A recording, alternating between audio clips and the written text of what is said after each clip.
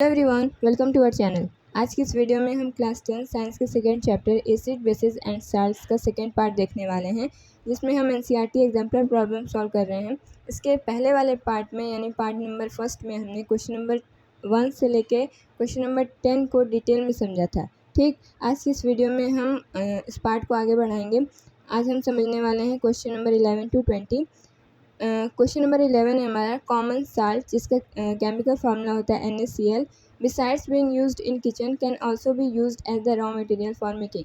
आप जानते हैं कि कॉमन साल्ट यानी NaCl का यूज़ हम किचन में करते हैं, लेकिन इसका यूज़ दूसरे रॉ मटेरियल को बनाने में भी किया जाता है। तो हमसे पूछा गया था कि इनमें से कौन से जो मटेरियल हैं उनको बनाने में NaCl यूज़ होता है।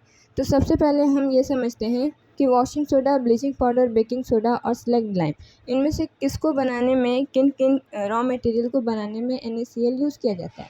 ठीक, तो आप लोगों ने एक केमिकल इक्वेशन पढ़ी होगी जिसमें हमने कॉमन साल्ट की मदद से सोडियम हाइड्रोक्साइड बनाया था, और वो केमिकल इक्वेशन थी NaCl, यानी यहाँ पे कॉमन साल्ट की बात की जा रही है। इसका हमने एक्वस सोल्यूशन लिया था और इसको हमने वाटर में ऐड कर दिया था। ठीक, तो जो प्रोडक्ट बना था वो था हमारा NaOH का एक्वस सोल्यूशन मिला था हमें, प्लस में 2 गैसेज रिलीज़ हुई थी, Cl2 गैस और प्लस में H2 गैस। ठीक है ना। तो इसी रिएक्शन के बेसिस पे हमें बताना है कि इनमें से ऐसे कौन से रॉ मटेरियल हैं जिसका इस्तेमाल हम NaCl का इस्तेमाल करते हैं इसको बनाने में। तो पहला है हमारा वॉशिंग सोडा। वॉशिंग सोडा का केमिकल फार्मूला आप जानते हैं क्या होता है, Na2CO3, और ये हाइड्रेटेड होता है, यानी इसमें 10 वाटर ऑफ क्रिस्टलाइजेशन प्रेजेंट होते हैं। तो ये जो वॉशिंग सोडा बना होता है वो किससे बना होता है, इसको जब हम हीट करेंगे तो हमें मिलेगा सोडियम कार्बोनेट, और प्लस में यहाँ पे हमारे पास 10 वाटर के मॉलिक्यूल मिलेंगे। अब ये जो सोडियम कार्बोनेट होता है इसको हम बनाने के लिए NaCl का इस्तेमाल करते हैं। कैसे, जैसे यहाँ पे बेकिंग सोडा लिखा हुआ है, बेकिंग सोडा का केमिकल फार्मूला होता है NaHCO3 यानी सोडियम बाइकार्बोनेट। तो सोडियम बाइकार्बोनेट को हम कैसे बनाते हैं, इसमें हम ऐड करते हैं NaCl, प्लस में यहाँ पे वाटर ऐड होता है, प्लस में यहाँ पे एक गैस यूज़ होती है CO2 यानी कार्बन डाइऑक्साइड गैस, प्लस में अमोनिया। जब इन सब का रिएक्शन होता है और हमें जो प्रोडक्ट मिलता है वो होता है अमोनियम क्लोराइड और प्लस में सोडियम हाइड्रोजन कार्बोनेट, यानी यहाँ पे हमें जो बेकिंग सोडा मिला है उसको बनाने में यहाँ पे NaCl ऐड हो रहा है, इस्तेमाल हो रहा है। और यहाँ पे जो सोडियम हाइड्रोजन कार्बोनेट होता है, जब हम इसको हीट करते हैं तो हमें मिलता है सोडियम कार्बोनेट। तो इसका मतलब ये कि जब सोडियम कार्बोनेट में हम वाटर ऐड करते हैं तो मिलता है सोडियम कार्बोनेट 10H2। ठीक, और जो कि केमिकल फार्मूला होता है वॉशिंग सोडा का। तो इनडायरेक्टली हम ये कह सकते हैं कि वॉशिंग सोडा को बनाने में HCl का इस्तेमाल किया जा रहा है। और यहाँ पे जो थर्ड वाला ऑप्शन है बेकिंग सोडा, यहाँ पे आप देख रहे हैं इसमें भी बनाने के लिए NaCl का यूज़ होता है। अब ब्लीचिंग पाउडर की अगर हम बात करें तो ब्लीचिंग पाउडर बनाने का आप लोगों ने फार्मूला पढ़ा होगा। केमिकल इक्वेशन जो होती है इसमें हम कैल्शियम हाइड्रोक्साइड, जो कि ड्राई होता है, ड्राई स्लग्ड लाइम होता है, इसमें जब हम Cl2 गैस को पास कराते हैं तो हमें मिलता है कैल्शियम ऑक्सीक्लोराइड, और प्लस में यहाँ पे H2 रिलीज़ होता है।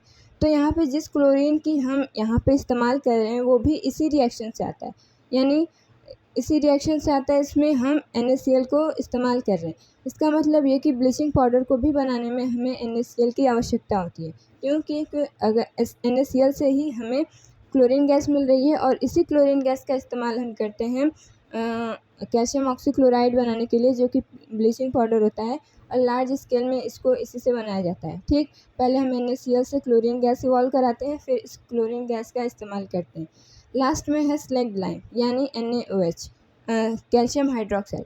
तो आप जानते हैं कैल्शियम हाइड्रोक्साइड कैसे बनता है। कैल्शियम ऑक्साइड में जब हम वाटर ऐड कर देते हैं तो हमें मिलता है कैल्शियम हाइड्रोक्साइड, और प्लस में यहाँ पे हीट रिलीज़ होती है। ठीक, तो यहाँ पे कहीं भी NaCl का इस्तेमाल नहीं किया जा रहा है, तो ये वाला ऑप्शन हमारा इनकरेक्ट हो जाएगा। तो फर्स्ट, सेकेंड, थर्ड यानी वॉशिंग सोडा, ब्लीचिंग पाउडर और बेकिंग सोडा, इन तीनों को ही बनाने में हम इस्तेमाल करते हैं किसका, NaCl का। तो यहाँ पे जो ऑप्शन नंबर फर्स्ट, सेकेंड और थर्ड होगा वो हमारा करेक्ट हो जाएगा। तो यहाँ पे फर्स्ट, सेकेंड और यहाँ पे आप काट के लिख सकते हैं कि थर्ड। यहाँ पे ऑप्शन में कुछ मिस्टेक है। ठीक, तो यहाँ पे हमारा बी वाला ऑप्शन करेक्ट हो जाएगा। काफ़ी अच्छा क्वेश्चन था ये। अब इसी क्वेश्चन के बेसिस पे बहुत सारे क्वेश्चन बन सकते हैं, तो इसको आप ध्यान से कर लीजिएगा और इसको स्टार मार्क कर देते हैं। चलिए अगला क्वेश्चन देखते हैं। One of the constituent of baking powder is sodium hydrogen carbonate, the other constituent is. तो सबसे पहले ये समझते हैं कि बेकिंग पाउडर क्या होता है। तो आप लोग जानते हैं कि बेकिंग सोडा हम सोडियम हाइड्रोजन कार्बोनेट को कहते हैं, लेकिन इसी सोडियम हाइड्रोजन कार्बोनेट में जब हम कोई भी एक वीक एसिड या फिर आप कह सकते हैं माइल्ड एसिड मिला देते हैं, तो वहाँ पे जो बनता है हमारा सोडियम साल्ट, उसको ही हम बोलते हैं बेकिंग पाउडर। तो अगर हम इसका केमिकल इक्वेशन लिखें तो हमारे पास क्या है, सोडियम हाइड्रोजन कार्बोनेट, और इसमें हम एक वीक एसिड ऐड करेंगे, तो यहाँ पे हम लिख सकते हैं H+, और ये माइल्ड यानी कि वीक होगा। ठीक, तो जब आप इन दोनों का रिएक्शन कराते हैं तो हमें CO2 प्लस में H2O और प्लस में सोडियम साल्ट मिलता है। ठीक, तो यहाँ पे हम लिख देते हैं सोडियम साल्ट। अब यहाँ पे जो सोडियम साल्ट मिलता है हमें, वही होता है हमारा बेकिंग पाउडर। तो बेकिंग सोडा और बेकिंग पाउडर में यही डिफरेंस होता है। बेकिंग सोडा किसको हम बोलते हैं, हम सोडियम हाइड्रोजन कार्बोनेट को बोलते हैं, लेकिन जब हम इसमें कोई एसिड ऐड कर देते हैं तो वो बन जाता है हमारा बेकिंग सोडा। ठीक, बेकिंग पाउडर। तो यहाँ पे जो एसिड हम यूज़ कर रहे हैं वो वीक एसिड है, और यहाँ पे जो एसिड यूज़ करते हैं उसका नेम NCERT में गिवन है, वहाँ पे हम टार्टिक एसिड का यूज़ करते हैं। ठीक, तो यहाँ पे ऑप्शन नंबर बी करेक्ट हो जाएगा कि बेकिंग पाउडर को बनाने के लिए हम टार्टिक एसिड का यूज़ करते हैं। चलिए अब आगे बढ़ते हैं। To protect tooth decay we are advance to brush our teeth regularly, the nature of toothpaste commonly used is. तो हमने एक क्वेश्चन किया था फर्स्ट पार्ट में, जिसमें हमने ये देखा था कि जो हमारी टूथ इनेमल होती है वो कैल्शियम फॉस्फेट की मिलकर बनी होती है, यानी कैल्शियम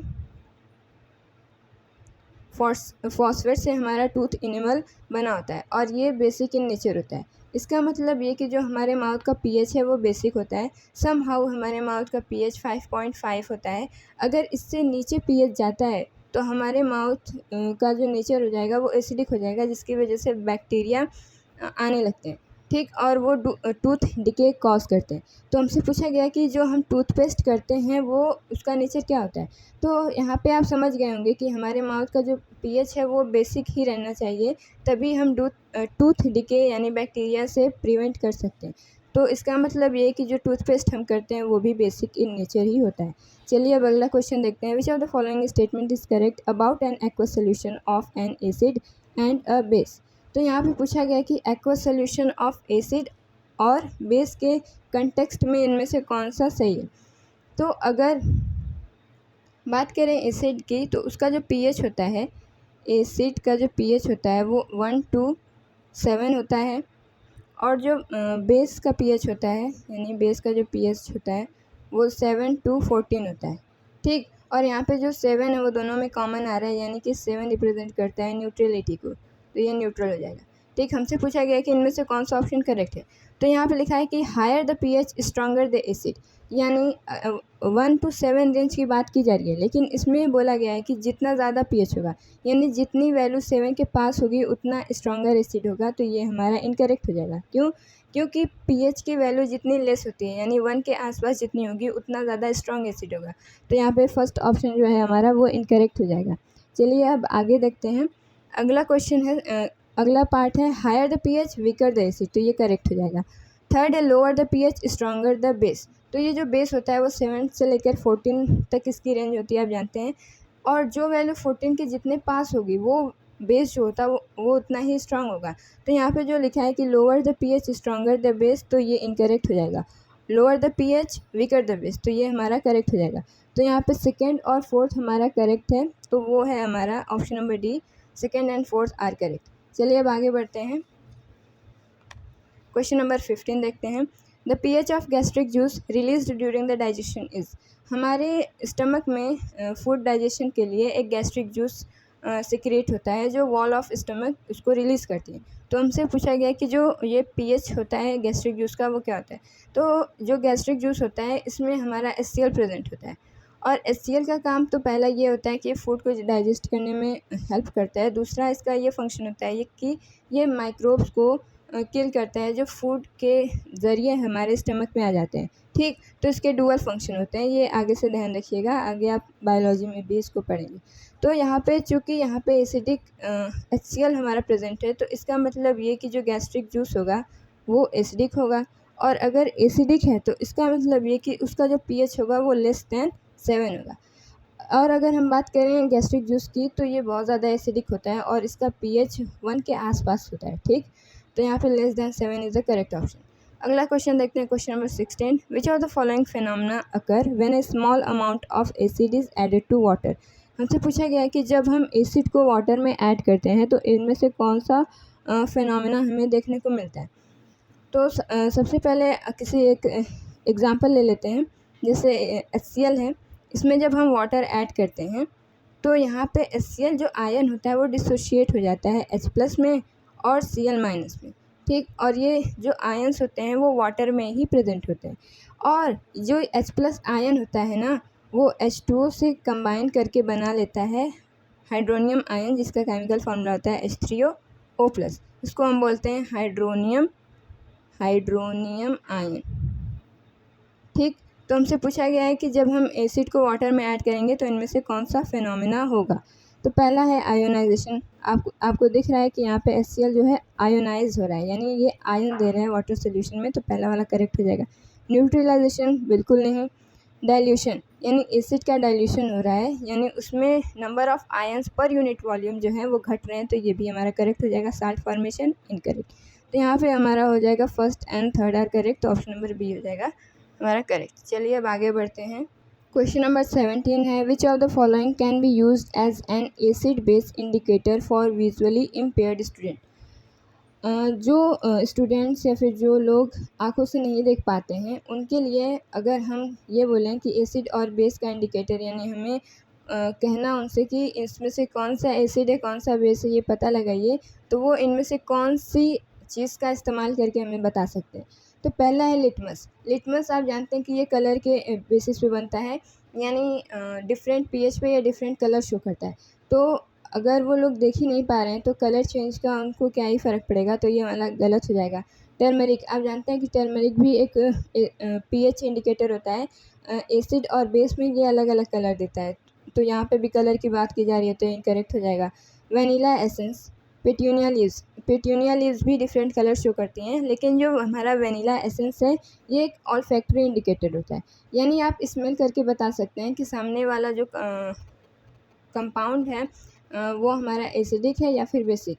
क्या होता है कि जो ये जब इस पर हम एसिडिक सोल्यूशन ऐड करते हैं तो इसकी जो खुशबू होती है वो बरकरार होती है, यानी जैसे पहले थी वनीला एसेंस की स्मेल वैसी होती है। लेकिन जब आप इसको बेस के साथ डुबोएंगे तो इसका जो स्मेल होता है वो डिस्ट्रॉय हो जाता है, यानी कि इसके बाद इसकी कोई भी कैरेक्टरिस्टिक स्मेल आपको देखने को नहीं मिलती है। इसका मतलब ये कि ये एसिडिक में स्मेल शो करेगा, स्मेल देगा, और बेस में कोई भी स्मेल नहीं देता है। यानी यहाँ पे ऑल्फैक्टरी इंडिकेटर हम विजुअली इम्पेयर्ड स्टूडेंट के लिए कर सकते हैं, ठीक। तो ऑल्फैक्टरी इंडिकेटर।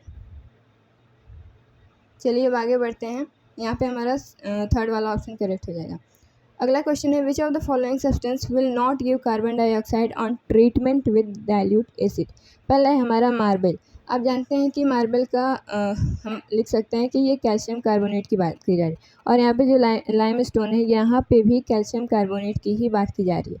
तो आप जानते हैं कि जब मेटल कार्बोनेट और एसिड में रिएक्शन होता है तो हमें CO2 गैस मिलती है, यानी कि ये जब एसिड से रिएक्ट करता है तो यहाँ पे जो हमें गैस मिलेगी वो होती है CO2, प्लस में हमें मिलता है वाटर, और यहाँ पे इसका साल्ट मिलता है, ठीक। तो यहाँ पे हम लिख देते हैं साल्ट। तो जब भी मेटल कार्बोनेट या फिर मेटल बाइकार्बोनेट एसिड के साथ रिएक्ट करेंगे तो वो हमें साल्ट प्लस में CO2 गैस प्लस में वाटर देते हैं। तो इसमें से हमें पूछा गया कि कौन सा है जो CO2 नहीं देता है, तो ये दोनों तो देंगे, ठीक। तो ये बेकिंग सोडा का आप जानते हैं केमिकल फार्मूला होता है NaHCO3, सोडियम बाइकार्बोनेट, यानी कि ये भी एक तरीके का मेटल का कार्बोनेट है और ये भी हमें CO2 गैस देगा। लास्ट में बचा हमारा लाइम, यानी कैल्शियम हाइड्रोक्साइड। तो कैल्शियम हाइड्रोक्साइड में जब हम एसिड ऐड कर देते हैं यानी जब हम इसमें एसिड ऐड करेंगे तो ये बेस होता है, ये एसिड होता है, तो हमें मिलेगा साल्ट प्लस में वाटर, और यहाँ पे कोई भी CO2 गैस रिलीज़ नहीं होगी। ठीक, तो यहाँ पे हमारा फोर्थ ऑप्शन जो कि लाइम है वो करेक्ट हो जाएगा। क्वेश्चन नंबर 19 देखते हैं। विच of the following is acidic in nature. हमें बताना है कि कौन सा इसमें से एसिडिक इन नेचर है। पहला ऑप्शन है हमारा लाइम जूस, तो आप जानते हैं कि लाइम जूस जो होता है एसिडिक इन नेचर होगा, पहला ही ऑप्शन हमें मिल गया। उसके बाद बात करते हैं ह्यूमन ब्लड की। तो जो ह्यूमन का ब्लड होता है उसका pH अप्रॉक्सीमेटली 7.8 होता है। ठीक, यानी ये बेसिक इन नेचर होता है ह्यूमन ब्लड। और ह्यूमन ब्लड एक तरीके से बफर की तरह काम करता है, यानी ये अपने pH को हमेशा ही मेंटेन करने की कोशिश करेगा। ठीक, बात करें अगर लाइम वाटर की, तो लाइम वाटर यहाँ पे कैल्शियम हाइड्रोक्साइड की बात की जा रही है जो कि बेस होता है, आप जानते हैं।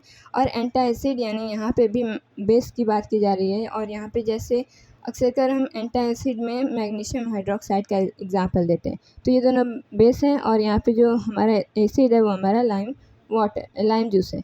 चलिए क्वेश्चन नंबर 20 देखते हैं। In an attempt to demonstrate electrical conductivity through an electrolyte, the following apparatus was set up. आप जानते हैं कि जब हम इलेक्ट्रोलाइट कोई सोल्यूशन इलेक्ट्रोलाइटिक सोल्यूशन लेते हैं तो उसमें आयन मिलते हैं, और जब हम इसमें एक अच्छा सर्किट पास कराएंगे तो हमें करंट देखने को मिलता है। यानी यहाँ पे जो बल्ब होगा वो ग्लो करेगा अगर करंट पास कर रहा है। तो इसमें से पूछा गया कि कौन सा जो ऑप्शन है वो करेक्ट है। पहला है bulb will glow because electrolyte is not acidic. तो सबसे पहले हम ये देख लेते हैं कि यहाँ पे इस इलेक्ट्रोलाइट क्या लिया गया है। तो यहाँ पे आप देख रहे हैं कि डाइल्यूट NaOH लिया गया है, यानी अगर आप इसमें करंट पास करेंगे तो ये Na प्लस और प्लस में OH माइनस देगा, ये यानी कि ये आयोनाइज हो रहा है। तो ये एक इलेक्ट्रोलाइट है। तो यहाँ बोला गया इलेक्ट्रोलाइट इज़ नॉट एसिडिक। तो यहाँ पे एसिडिक या बेसिक होने से नहीं मतलब होता है, हमें इलेक्ट्रिसिटी कंडक्ट कराने के लिए सिर्फ आयन की ज़रूरत होती है। तो ये हमारा इनकरेक्ट हो जाएगा। Bulb will glow because NaOH is a strong base and furnishes ion for conduction. ये आयन फर्निश करेगा, लेकिन इसके लिए ये कि NaOH एक स्ट्रॉन्ग बेस है ये रिस्पॉन्सिबल नहीं है। ठीक है, अगला क्वेश्चन, अगला पार्ट देखते हैं। Bulb will not glow because circuit is incomplete. तो यहाँ पे आप देख रहे हैं कि सर्किट कंप्लीट है तो बल्ब ग्लो करेगा, तो ये भी इनकरेक्ट हो जाएगा। Bulb will not glow because it depend upon the type of electrolytic solution. तो यहाँ पे जो ऑप्शन नंबर सेकेंड था हमारा कि bulb will glow because NaOH is a strong base, तो ये वाला ही हमारा करेक्ट हो जाएगा, क्योंकि यहाँ पे आगे लिखा है कि ये इट फर्निशेस फॉर कंडक्शन। जो स्ट्रॉन्ग एसिड या फिर बेस होते हैं वो फुल्ली फर्निश हो जाते हैं, यानी कि NaOH जो है वो कम्प्लीटली आयोनाइज हो जाएगा Na प्लस और OH माइनस में। और यहीं पे अगर हम किसी एसिडिक सोल्यूशन का यूज़ करते हैं जैसे HCl का, तो वो भी कम्प्लीटली फर्निश हो जाता है। लेकिन यहीं पे अगर हम किसी वीक एसिड या फिर वीक बेस का इस्तेमाल करते हैं तो वो पूरी तरीके से आयोनाइज नहीं होते हैं और वो बेटर इलेक्ट्रिसिटी कंडक्ट नहीं करा सकते। तो यहाँ पे हमारा सेकेंड ऑप्शन ही करेक्ट हो जाएगा। अगला क्वेश्चन था कि सर्किट इनकम्प्लीट है, तो यहाँ पे आप देख सकते हैं पूरी तरीके से सर्किट जो है वो कंप्लीट है, तो ये भी इनकरेक्ट हो जाएगा। Bulb will not glow because it depend upon the type of electrolytic solution. तो यहाँ पे बोला गया है कि बल्ब डिपेंड करता है, बल्ब का ग्लो करना डिपेंड करता है कि कैसा इलेक्ट्रोलाइटिक सोल्यूशन है। तो ये बात तो सही है, लेकिन यहाँ पे लिखा है कि बल्ब विल नॉट ग्लो, तो ये वाला इनकरेक्ट हो जाएगा, क्योंकि यहाँ पे जो इलेक्ट्रोलाइटिक सोल्यूशन हमने लिया है वो बिल्कुल ही सही है। ये कम्प्लीटली आयोनाइज होकर करंट पास कराएगा। तो यहाँ पे कौन सा ऑप्शन करेक्ट हो जाएगा हमारा? Option number C, only second is correct. चलिए अब इसी में क्वेश्चन नंबर 21 देख लेते हैं। विच of the following is used for dilution of gold. तो आप लोगों ने NCERT में पढ़ा होगा, जहाँ पे एक बॉक्स में दिया गया है कि हम गोल्ड के डाइल्यूशन के लिए जो सोल्यूशन का यूज़ करते हैं उसका नेम होता है एक्वारेजिया। और ये मिल के बना होता है कंसनट्रेटेड HNO3 से, यानी यहाँ पे कंसनट्रेटेड नाइट्रिक एसिड होती है, प्लस में यहाँ पे कंसनट्रेटेड HCl होता है। और ये जिस रेशियो में कंबाइन होते हैं वो होता है 1:3, यानी HNO3 1 रेशियो में कंबाइन करेगा और ये जो कंसनट्रेटेड HCl है वो 3 में। और ये जब आपस में रिएक्ट करके जो सोल्यूशन बनाते हैं उसको हम बोलते हैं एक्वारेजिया, और इसका ही यूज़ हम करते हैं डाइल्यूशन ऑफ गोल्ड में। तो option number D is the correct option. ठीक है, तो आई होप आपको ये वीडियो समझ में आई होगी। ऐसे ही हम इसके अगले पार्ट भी लाएंगे जिसमें हम हर एक क्वेश्चन को डिटेल में समझेंगे और उससे रिलेटेड सभी कॉन्सेप्ट को डिस्कस करेंगे। Okay, thank you, thanks for watching.